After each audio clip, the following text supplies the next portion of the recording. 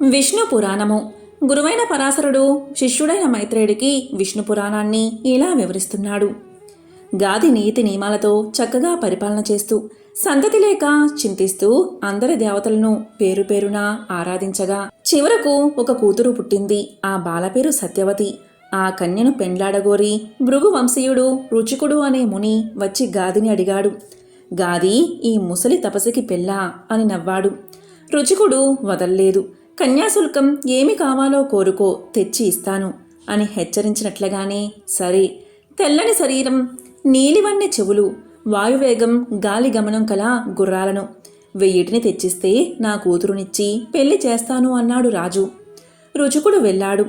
తురంగ తీర్థం అనే క్షేత్రమందు వరుణుని ఆహ్వానించి తపస్సు చేసి 1000 గుర్రాలను పొంది తోలుకు వచ్చి రాజుకు ఇచ్చాడు.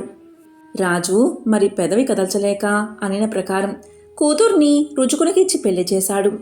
రుచికుడు తపస్వియే అయి పెళ్లి చేసుకున్న గృహస్థ ధర్మం సుష్టగా నిర్వర్తిస్తూ తపశ్చర్య జరుపుతూ భార్యతో హాయిగా ఉన్నాడు. కొన్నాళ్ళయ్యాక సంతానకాంక్షతో ఒక మంత్రం మనసారా ఉచ్చరిస్తూ చరువును ఋతు సమయంలో భార్యకు ఇవ్వడానికి సంసిద్ధుడయ్యాడు. అప్పుడు సత్యవతి భర్తకి నమస్కారం చేసి, నా తల్లి కొడుకు లేక కుమిలిపోతూ ఉంది. నాకు తమ్ముడు కలిగేటట్లు ఆమెకి కూడా కొంత చరువు ఇవ్వవలసిందిగా ప్రార్థన. భార్య ప్రార్థన విని సరే ఇస్తాను అన్నాడు రుచికుడు. ఆమెను రప్పించాడు. బ్రాహ్మణ క్షత్రియ సాంప్రదాయానుసారంగా ఆయా మంత్రాలతో చరువును కల్పించి ఇద్దరికీ విభజించి ఇచ్చి సమిత్కుల వలాల కోసం అడవికి వెళ్ళాడు. అప్పుడు తల్లి కూతురుతో ఇలా అంది. లోకంలో అందరూ తమ కొడుకులు మంచివారుగా ఉండాలని కోరుకుంటారు. అలాగే నీ భర్త నీకు ఇచ్చిన ఆ పాయసం అలాంటిది. నాకు ఇచ్చింది చూడు, అలా కనిపించడం లేదు. తన సోదరుడు సకల గుణవంతుడుగా ఉండాలని అక్కలు కోరుకోవడం సముచితం. కనుక నీకు నీ భర్త ఇచ్చిన చరువును నేను, నాకిచ్చింది నువ్వు మార్చుకుని ఆరగించాలని నా మాట.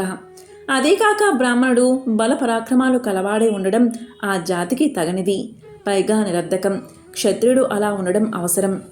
నాకు అలాంటి కొడుకు కలిగితే రాజ్యం నిష్కంటకంగా పాలించేవాడవుతాడు. అది నీకు మేలే కదా. తల్లి మాటలకి సత్యవతి మరేమీ మారు పలకలేదు. చరువు ఇద్దరూ మార్చుకుని ఆరగించారు. ఇళ్ళకి వెళ్ళిపోయారు. అడవి నుంచి రుచికుడు వచ్చి గ్రహించి, ఏమి ఇలా చేశావు? చరువు మార్చుకుని నువ్వు మీ అమ్మ ఆరగించారా? నీ గర్భం రుద్రమూర్తిగా పెరుగుతూ ఉంటుంది. నేను చెప్పిందొకటి, నువ్వు చేసిందొకటి. క్షత్రియ కర్మలు చేస్తూ శస్త్రపాణి మహానుభావుడయ్యే కొడుకు నీకు. వేదాంత వేది, తపస్సాలి, బ్రాహ్మణాచార వర్తండు అయిన కొడుకు మీ తల్లికి కలుగుతారు.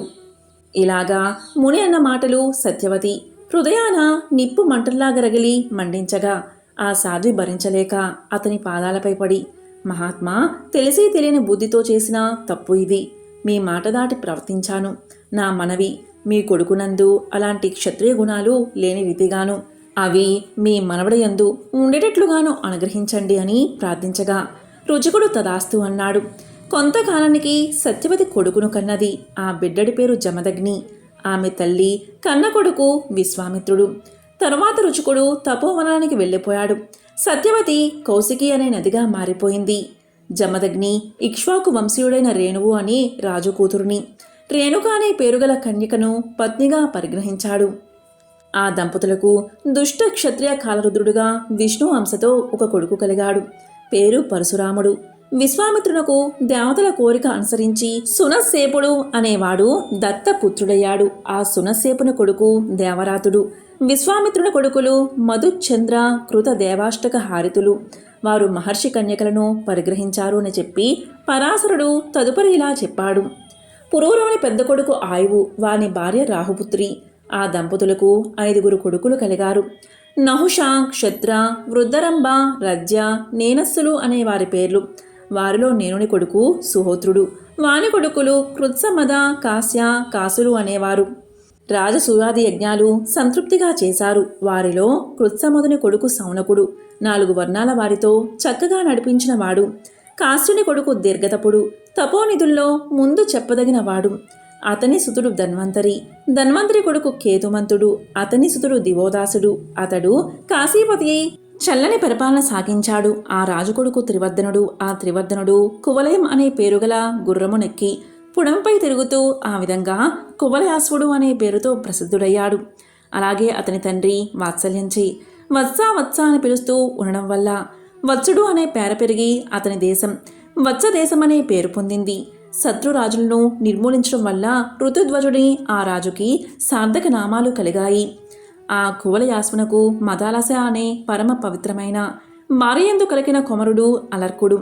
అలర్కుడు లెక్కకు మీరిన సంవత్సరాల కాలం సకల జనరంజకంగా రాజ్యాన్ని ఏలాడు. ఆ కాలంలో అలర్కునుకు సాటిగా చెప్పదగిన పరిపాలకుడే లేడు.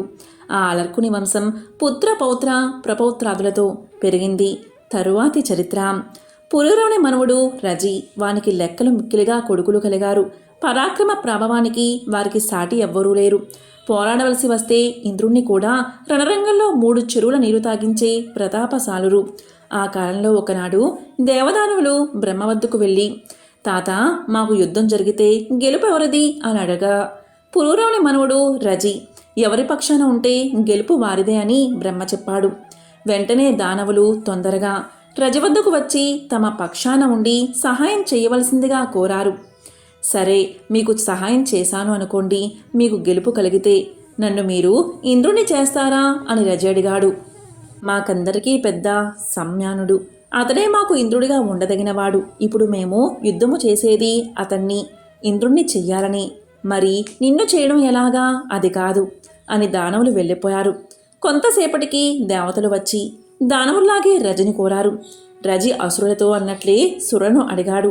దేవతలు 1 నిమిషం ఆలోచించారు.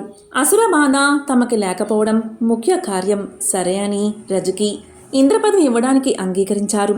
రజి దేవగణాలతో బయలుదేరి యుద్ధానికి వెళ్ళి అసురులను జయించి సురలకు సంతోషకరుడయ్యాడు.